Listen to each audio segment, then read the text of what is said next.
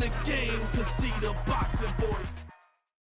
Cash cow, something that we're going to give you our definition for, someone that we're going to pick to be the next cash cow, and it all starts with identifying the most recognizable and financially lucrative fighter.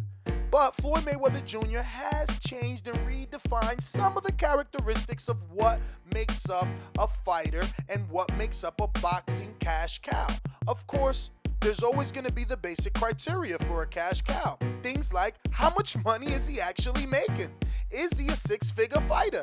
Is he $1 million fighter? This is what we want to know. We also want to know, do the fans actually want to see him? Is there a demand for his fights from the fans and from the networks? Is the media behind him? But the biggest thing has to be pay-per-view numbers. Number one thing. Now, at this point, pay-per-view numbers are kind of irrelevant because let's just be honest, no one's ever going to match Mayweather pay-per-view numbers. So to hold the next cash cow to those standards, it's a bit unfair. So when you look at the current state of the welterweight division, you have to keep in mind which categories classify a new cash cow. Danny Garcia seems to be a guy in the welterweight division.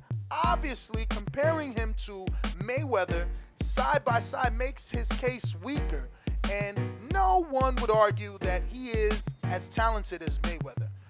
But again, Floyd did numbers that were unmatched, and his skill set is debated amongst boxing's best. I mean, he's calling himself the TBE, for God's sake. So to compare Garcia or any other welterweight to Floyd would just be a bit rude. So we'll look at the factors that can be taken into account regarding the welterweight division's new standings cash cow. And you will see that Danny Garcia is prime. He's in his prime, and he's in the prime position to take over for Floyd Mayweather. Or maybe, just maybe, Garcia is already that guy.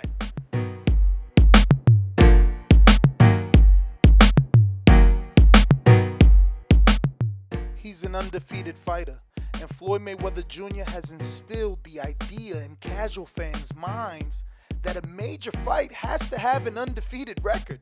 And since world titles are such a sketchy topic and everyone has one, the undefeated record has become boxing's Super Bowl.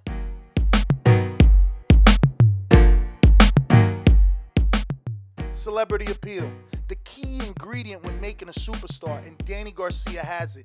Danny Garcia has enjoyed his time in the spotlight ever since claiming the junior welterweight lineal title. While that success happened in a weight class below the welterweight division, the commercial status follows him to 147 pounds.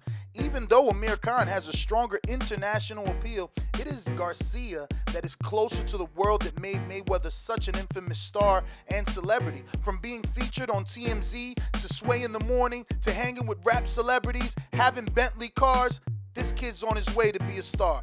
Talk about it. And when it comes to the wonderful, beautiful, artistic sport of boxing, we only bring in the best. And with that said, the champ is here, Danny Garcia. Thank you for having me on.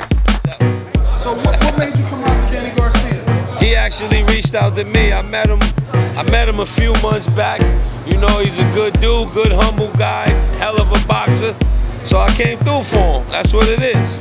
This the first Garcia being recognized by ESPN. Mayweather was a constant fixture on mainstream television shows like ESPN's First Take. Recently, Garcia's name has been mentioned by First Take's Skip Bayless in regards to a fight with Pacquiao. This is significant because the rest of the welterweight class isn't even mentioned on mainstream shows like this. Garcia is replacing Mayweather as a potential opponent for Pacquiao. Pacquiao needs a comeback fight next February from the shoulder injury that hampered him against Floyd Mayweather in what turned out to be the non-fight of the century.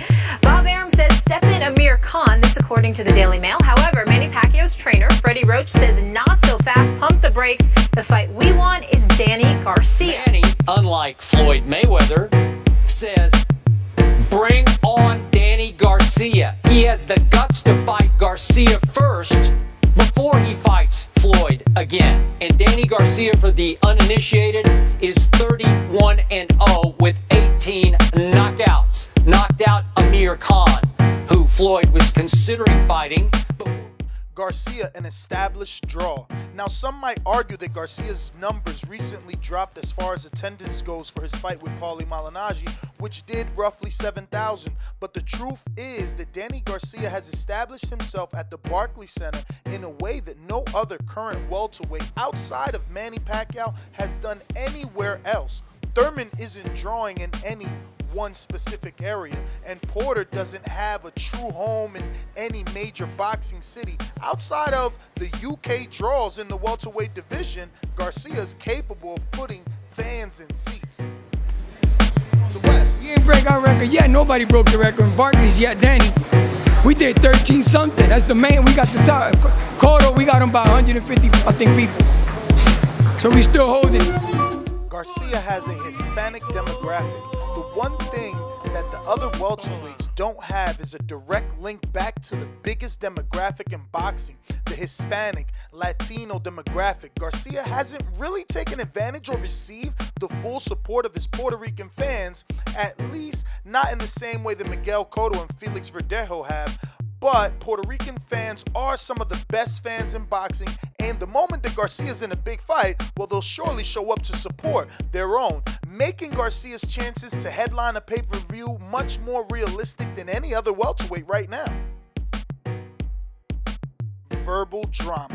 The one thing that helps to create a big star in a fighter is having the fights that people care about. But it isn't just enough to see a good matchup. There has to be some added drama. Mayweather promoted his fights as well as anyone, if not better. If you weren't convinced of buying a Mayweather fight just because of the fight, you sure were after the promotional buildup. Floyd would talk smack, but he was a master at it. For Floyd, the verbal attack was an art, and he was just as good as the verbal jabs as he was with the in-ring jabs. For Danny, he has Angel. And if any fighter were to try and take on Angel in a verbal war, well, they would go a long way to promoting the fight in a major way. But the problem is, when a fighter gets in the war of words with Angel, they get taken out of their game, and Angel would help to build Danny's fights easily. We here to fight. We ain't here to run for nobody. But like he asked me earlier, I can't speak for nobody else. I can't put myself in nobody else's mouth because I can't speak for nobody else. I can speak for Danny. All I know is we'll fight whoever. I don't say names because it doesn't matter to me. All that matters. All right, guys, it took a lot of work to go into this video, so please like, comment, subscribe, share it on your social media. And if you don't agree with it, you tell me in detail who else in the welterweight division could be a pay-per-view star. I'm the diamond in the dirt, the fam.